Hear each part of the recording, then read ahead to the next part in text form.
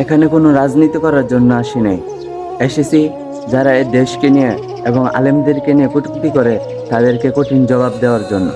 কে সে এই ফজলুর রহমান, যে কিনা এখনো পর্যন্ত মুক্তিযোদ্ধার নামে ব্যবসা করে খায়, আর সে এটা অপমান করতে চায় যে সে একাই মুক্তিযোদ্ধা। তবে সে এতটুকু বলেই থেমে জানি, কত বড় অমানুষের বাচ্চা হলে সে কথা বলতে পারে যে আলেমদের ঘরে যে মা বোনেরা আছে তারা যেন আলেমের কোনো সন্তান তাদের পেটে ধারণ না করে। মৌলানা মৌলভী সাহেবদের ঘরে যে মায়েরা বোনেরা, তাদেরকে বলবো তোমরা এদের বাচ্চা পেটে নিও না। আর এ কথার প্রতিবাদ করেছেন আমাদের প্রিয় হুজুর আনিসুর রহমান আশরাফি হুজুর।